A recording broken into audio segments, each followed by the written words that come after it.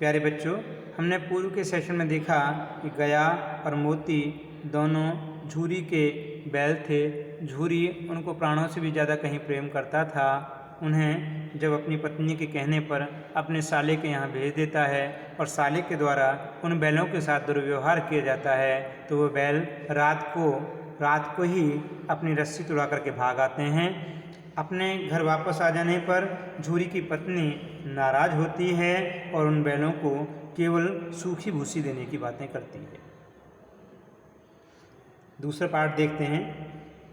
दूसरे दिन झूरी का साला फिर आया और बैलों को ले चला। अब कि उसने दोनों को गाड़ी में जोता। 2-4 बार मोती ने गाड़ी को सड़क की खाई में गिराना चाहा, पर हीरा ने संभाल लिया।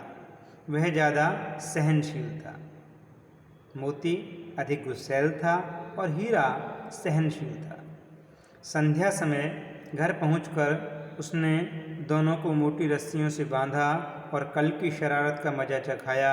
फिर वही सूखा भूसा डाल दिया। अपने दोनों बैलों को खली चूनी सब कुछ दिया गया। दोनों बैलों का ऐसा अपमान अब तक कभी नहीं हुआ था। झूरी इन्हें फूल की छड़ी से भी कभी नहीं छूता था। उसकी टिटकार पर दोनों मानो उड़ने लगते थे, उसके इशारों को समझने लगते थे और उसके अनुसार काम करने लगते थे। यहाँ मार पड़ी, आहत, सम्मान की व्यथा तो थी ही, उस पर मिला सूखा भूसा। नींद की तरफ आँखें तक न उठाई। नाद की तरफ उन्होंने आँखें तक नहीं उठाई। दूसरे दिन गया ने बैलों को हल में जोता, पर इन दोनों ने जैसे पाँव न उठाने की कसम खा ली थी। वह मारते मारते थक गया, पर दोनों ने पाँव नहीं उठाया। एक बार जब उस निर्दयी ने हीरा की नाक पर खूब डंडे बरसाए तो मोती का गुस्सा काबू के बाहर हो गया। हीरा सरल था, सीधे स्वभाव का था। जब हीरे के ऊपर बार बार बहुत सारे डंडे बरसाए जाते हैं गया के द्वारा, तो हीरा भले ही चुपचाप उस मार को सहन करता रहा, लेकिन मोती का गुस्सा काबू से बाहर हो गया। हल लेकर वह भाग निकला। हल, लस्सी, जुआ, जोत सब टूट टाट कर बराबर हो गया। गले में बड़ी बड़ी रस्सियां न होती तो दोनों पकड़ाई में भी नहीं आते। हीरा ने मूक भाषा में कहा, भागना व्यर्थ है। मोती ने उत्तर दिया, तुम्हारी तो इसने जान ही ले ली होती। अब की बार बड़ी मार पड़ेगी। दोनों को चिंता होने लगती कि हम भाग निकले तो कि शादी हमको और अधिक मारेगा। मोती कहता है, पढ़ने दो, बैल का जन्म लिया है तो मार से कहाँ तक बचेंगे। गया 2 आदमियों के साथ दौड़ा आ रहा है। दोनों के हाथों में लाठियाँ हैं। मोती बोला, कहो तो दिखा दूँ कुछ मज़ा में भी, लाठी लेकर आ रहा है। मोती को फिर गुस्सा आता है जब गया अपने 2 साथियों के साथ लाठी लेकर के उन बैलों को पकड़ने आ रहा होता है। हीरा ने समझाया, नहीं भाई, खड़े हो जाओ।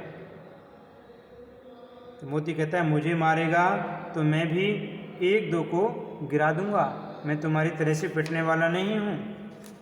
मोती को क्रोध आने लगता है। मोती क्रोधित हो उठता है।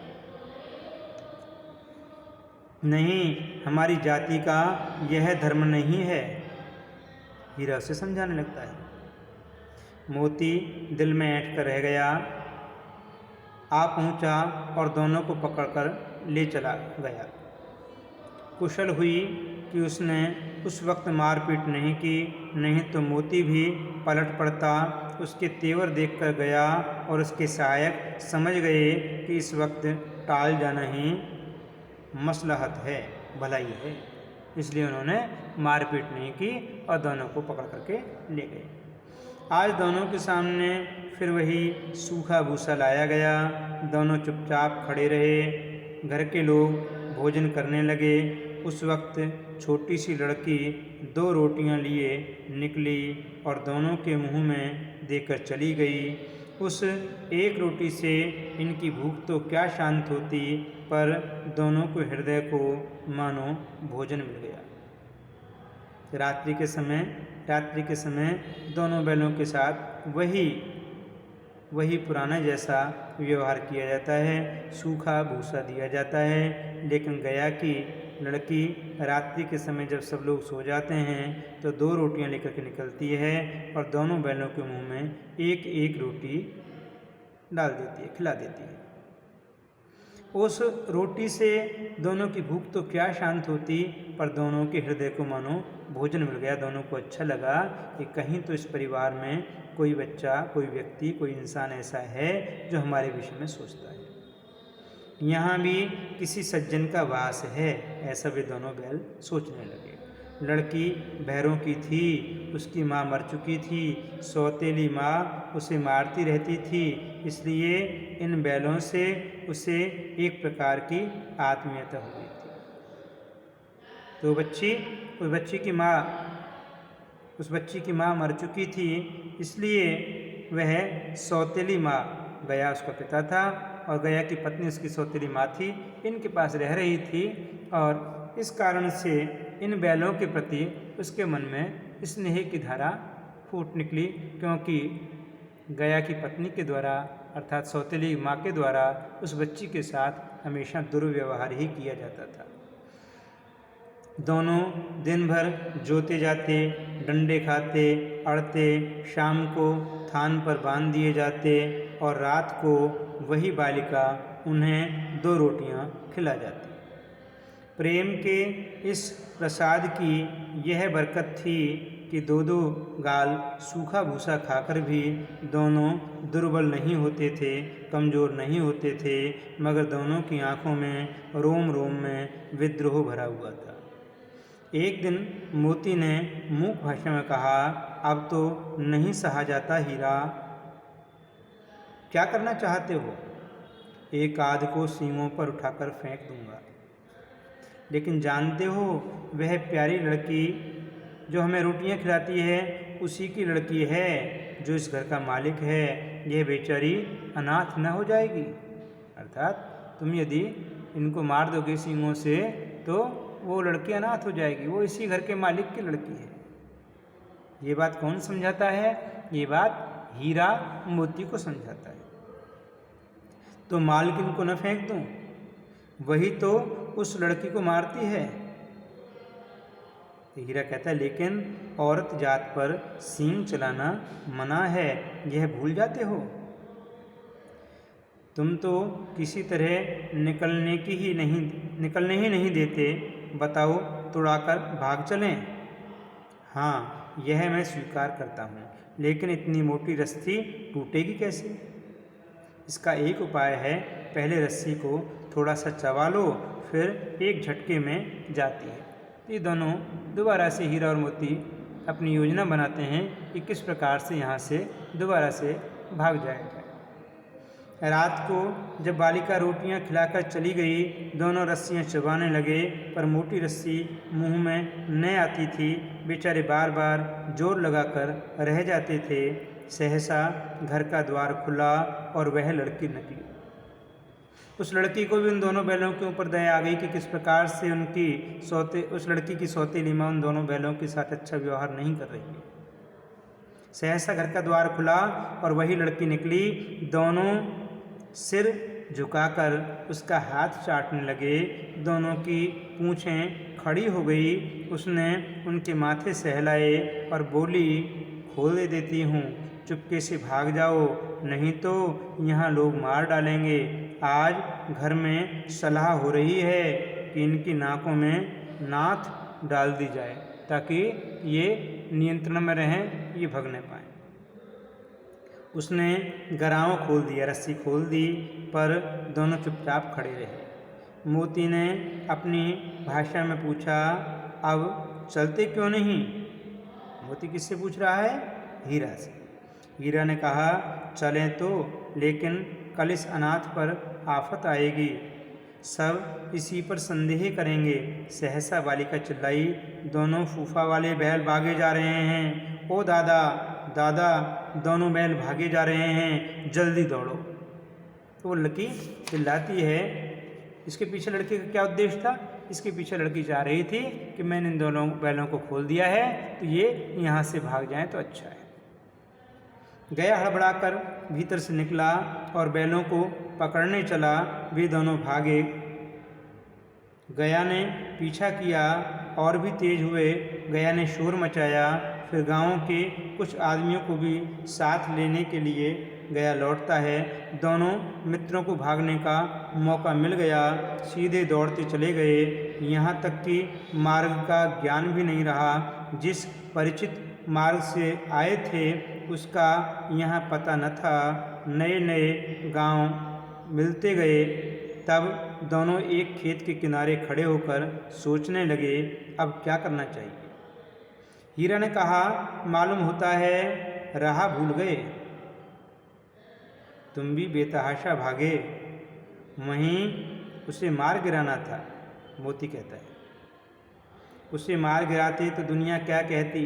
वह अपना धर्म छोड़ दें, लेकिन हम अपना धर्म क्यों छोड़ें। हीरा कहता है कि हमें अपना धर्म नहीं छोड़ना चाहिए। यदि वो अपना धर्म छोड़ रहे हैं तो ठीक है, उन्हें छोड़ने दो, नहीं तो दुनिया हमारे लिए क्या कहेगी। दोनों भूख से व्याकुल हो रहे थे। खेत में मटर खड़ी थी। दोनों वहाँ मटर चरने लग जाते हैं। रह रहकर आहट ले रहे थे कि कहीं कोई व्यक्ति आ तो नहीं रहा है। जब पेट भर गया, दोनों ने आज़ादी का अनुभव किया तो मस्त होकर उछलने कूदने लगे। पहले दोनों ने डकार ली, फिर सींग मिलाए और एक दूसरे को ठेलने लगे, धक्का मुक्की करने लगे। मोती ने हीरा को कई कदम पीछे हटा दिया, यहाँ तक कि वह खाई में गिर गया। तब उसे भी क्रोध आ गया। संभल कर उठा और फिर मोती से मिल गया। मोती से भी लड़ने लग गया वो हीरा। मोती ने देखा खेल में झगड़ा हुआ चाहता है तो वह किनारे हट गया। अब हम देखते हैं इस कहानी का तीसरा दृश्य। अरे यह क्या, कोई सांड ढोंकता चला रहा है। हाँ, सांड ही है। वह सामने आ पहुंचा। दोनों मित्र बगलें झांक रहे थे। सांड पूरा हाथी या लंबा चौड़ा है। उससे भिड़ना जान से हाथ धोने के समान है, लेकिन न भिड़ने पर भी जान बचती नहीं नजर आती। इन्हीं की तरफ आ भी रहा है। कितनी भयंकर सूरत है। आपस में दोनों बैल चर्चा करते हैं, हीरा और मोती, कि सांड से कैसे बचा जाए। मोती ने मूक भाषा में कहा, बुरे फंसे जान बचेगी, कोई उपाय सोचो। हीरा ने चिंतित स्वर में कहा, अपने घमंड में भूला हुआ है। आरजू विनती नहीं सुनेगा, भाग क्यों न चलें। अर्थात यहाँ से हमें भाग जाना चाहिए, अन्यथा ये निश्चित रूप से हमें मार डालेगा। मोती कहता है, भागना कायरता है। हीरा कहता है, तो फिर यहीं मरो, बंदा तो 9-2-11 होता है।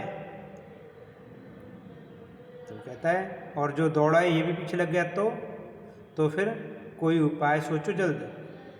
उपाय यही है कि उस पर दोनों जने एक साथ चोट करें। मैं आगे से रगेदता हूँ, मीन्स खदेड़ता हूँ, और तुम पीछे से रगेदो। दोहरी मार पड़ेगी तो भाग खड़ा होगा। मेरी ओर झपटे तो तुम बगल से उसके पेट में सींग उसेड़ देना। जान जोखिम में है, पर दूसरा कोई उपाय नहीं है। हमको भिड़ना ही पड़ेगा। दोनों मिलकर के उससे लड़ेंगे, उसके मुकाबला करेंगे आगे पीछे से, तो ही शायद हम बच पाएँ। दोनों मित्र जान हथेलियों पर लेकर लपके। सांड को भी संगठित शत्रुओं से लड़ने का तजर्बा नहीं था। वह तो एक शत्रु से मल्ल युद्ध करने का आदी था। ज्यों ही हीरा पर झपटा, मोती ने पीछे से दौड़ाया। सांड उसकी तरफ मुड़ा तो हीरा ने रगेदा। सांड चाहता था कि एक एक करके दोनों को गिरा ले, पर ये दोनों भी उस्ताद थे, उसे वह अवसर नहीं देते थे। एक बार सांड झल्लाकर हीरा का अंत कर देने के लिए चला कि मोती ने बगल में आकर पेट में सींग भोंक दिया। सांड क्रोध में आकर पीछे फिरा तो हीरा ने दूसरे पहलू में सींग चुभा दिया। आखिर बेचारा जख्मी होकर भागा और दोनों मित्रों ने दूर तक उसका पीछा भी किया, यहाँ तक कि सांड बेदम होकर के गिर पड़ा। तब दोनों ने उसे छोड़ दिया। तो दोनों मिलकर के उस सांड को आखिरकार परास्त कर ही देते हैं और सांड उन दोनों से हार करके घायल होकर के गिर जाता है। दोनों मित्र विजय के नशे में झूमते चले जाते थे। मोती ने अपनी सांकेतिक भाषा में कहा, मेरा जी तो चाहता था कि बच्चा को मार ही डालूं, अर्थात उसको सांड को छोड़ूं नहीं।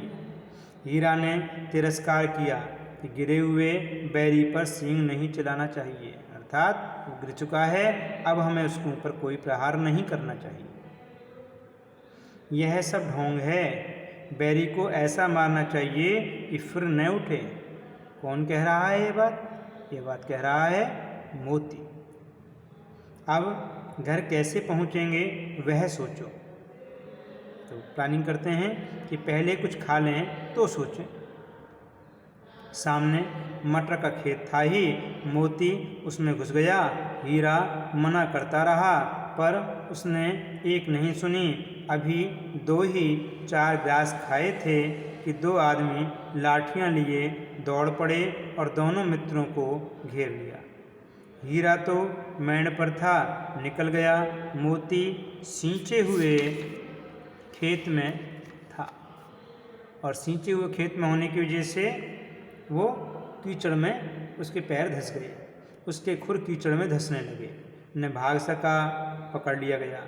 हीरा ने देखा संगी संकट में है तो लौट पड़ा, फंसेंगे तो दोनों फंसेंगे। रखवालों ने उसे भी पकड़ लिया। प्रातःकाल दोनों मित्र कांजी हाउस में बंद कर दिए गए। तो दोनों मित्रों को वहाँ से पकड़ करके ले जाया जाता है और दोनों मित्रों को ले जा करके कांजी हाउस में बंद कर दिया जाता है। इसकी आगे की कहानी हम अगली टर्न पर फिर पढ़ेंगे।